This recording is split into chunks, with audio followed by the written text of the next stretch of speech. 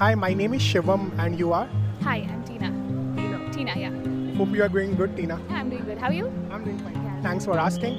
Would like to ask you that you would have heard of these cases every now and then on social media about dog abuse, right? Yes. Where people abuse dogs, sometimes throw acid on them, beat them and stuff like that, right?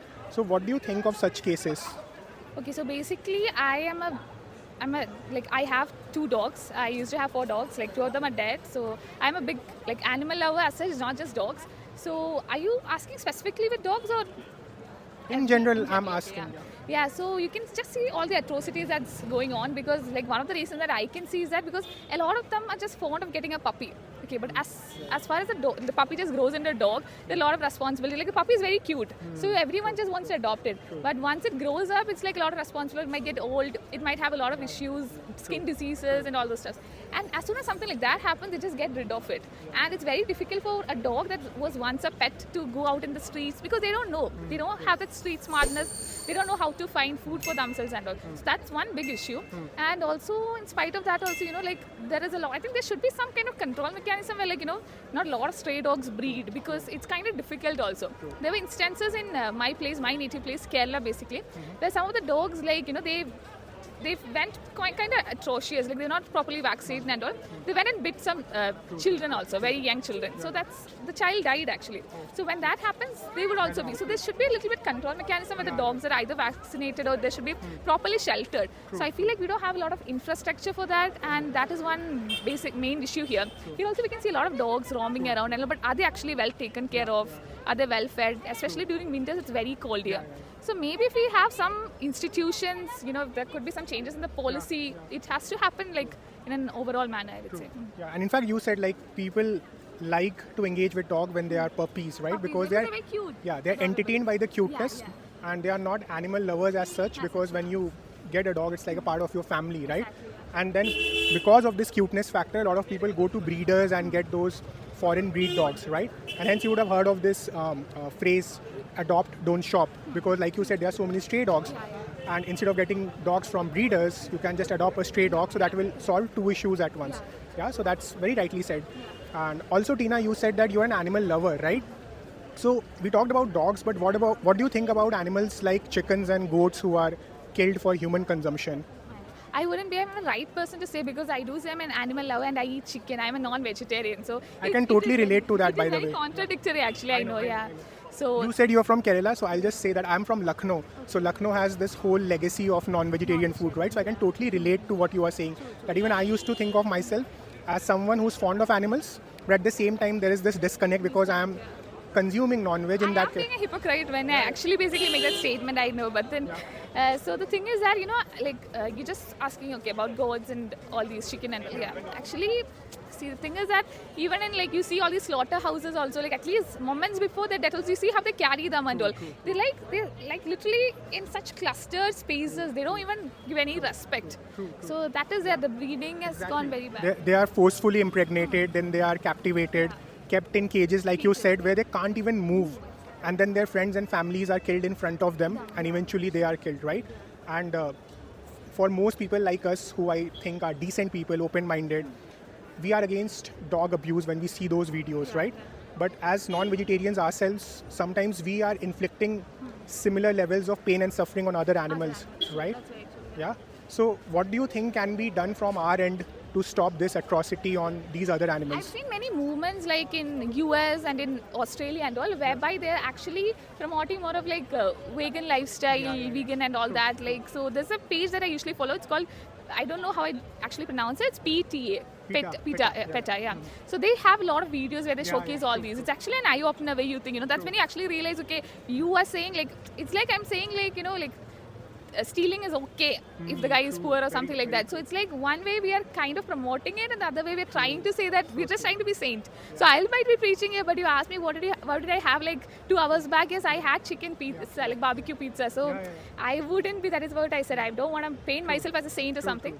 So the thing is, what maybe we could do is that we could also try to adopt such a lifestyle. Maybe such a shift is not easy because, as you know, chicken and all is something that it's very difficult for a lot of people to give up. We have been habitual to it. Maybe at least we have to try to limit it, maybe one step at a time, whereby at the end, maybe future generations could at least be more mindful about it. I think the first step to solve any problem is to recognize that the problem is there. In your case, I can easily say that you recognize that this is abuse and it needs to be stopped, even though we have been habituated and brought up in a certain way. So that's very refreshing to hear, because a lot of time people get into this defensive mechanism. No, this is not abuse. Only dog abuse is abuse, right?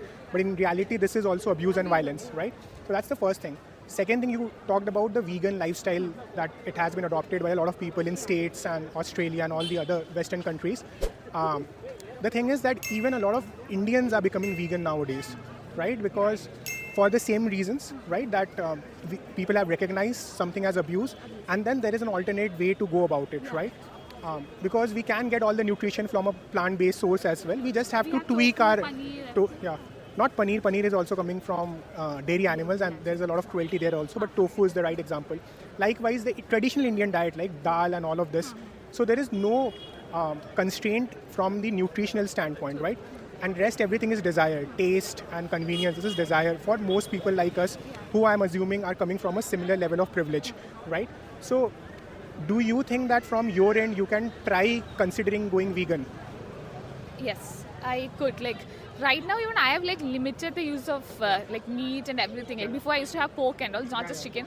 So now I've like reduced it comparatively. But then for me personally, the shift from chicken is quite hard, because I've been like very habituated to it. Like I know we have alternatives and everything, but then it's quite hard because you've been very used to it.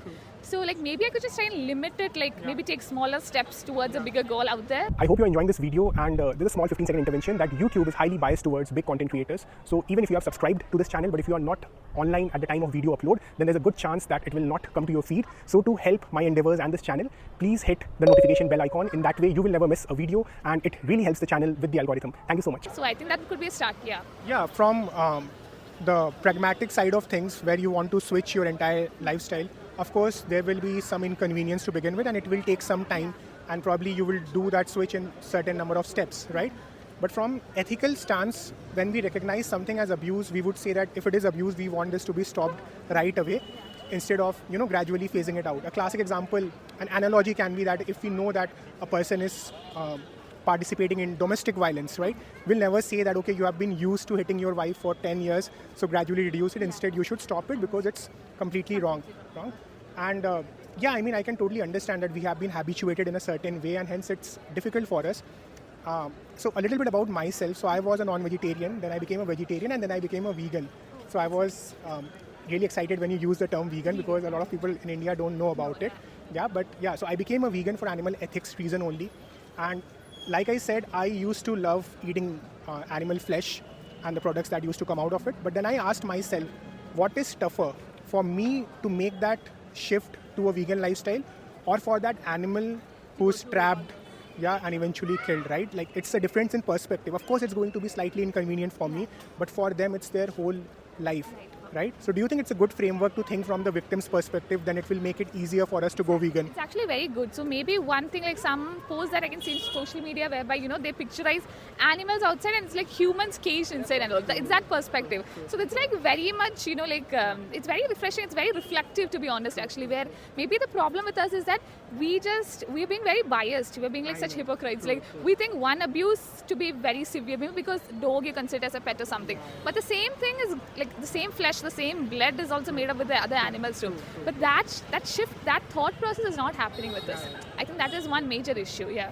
And that is the objective of this conversation, that I am a vegan activist, and we come here, talk to people open-minded and people who have empathy, talk to them and give them this perspective as well, that we have to care for all the animals, right? How well are people taking it out here in Bangalore? You tell me, how did you take it? I did take it quite well, but then, when it comes to implementation, that's a different thing. Like, we can all come here, preach and all, but then who is actually doing it? That's what actually counts. So I'll answer that. So we have a very big vegan community in Bangalore.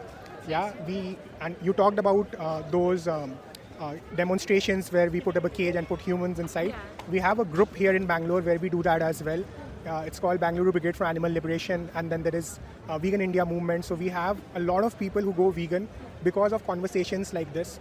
I am an eternal optimist. I believe that most people are compassionate by default. Violence towards animals is something that we have been taught, right? a young child will always choose compassion towards animals and not violence, right? It is something we have been habituated, right, because of the choices that were forced onto us by our parents and the society, right? So I can only inform people, right? You can't Whether- make the change. Yeah, I can't make them change. Maybe someday when there is a law, but right now I can only do my part as an educator, and then it's with people like you because you know that it's possible, and then it's up to you to make that switch, right? And trust me, I promise you that it's not that difficult, right? Yeah, and that's why, because you said you're from Kerala, I know that Kerala has a legacy of consuming animal-derived product, and hence I said I'm from Lucknow, which has a similar legacy, right? Plus I come from a Bengali family, so I can relate, fish and everything. I was eating non-veg 7 days a week. That's the kind of background that I come from. And from there to become a vegan and now a vegan activist, I don't miss any part of my life now. I think it's very fulfilling to know that I'm not contributing to violence. Yeah. So then do you think you will take a step in this direction and learn more about veganism and try to be a vegan?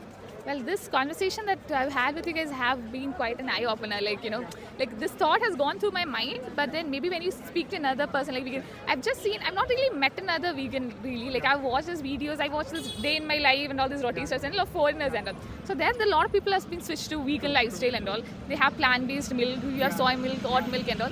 So that's when I was kind of introduced to the entire concept. I've heard this, but then I've not really met another person else. So maybe what your story is like is quite inspirational. So maybe. So what I'll do is, so essentially you're talking about having a community, right? When you have more and more people having the similar goal, then it becomes easier. So what I'll do is I'll give you certain Instagram pages of Indian vegans, right, who have been into this, who are doing amazing work in the space of activism and inspiring others, right? So Vegan India movement is growing here as well, right? A lot of people are becoming vegan, and the objective of such conversation is to grow this movement further, right?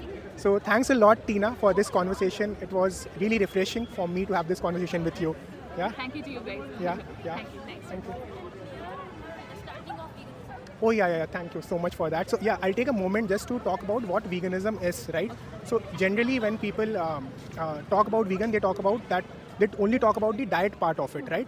Veganism is essentially a social justice movement where vegans believe that animals are not commodities. They are not here for our use or abuse, right? They are here for their own existence and they have this right?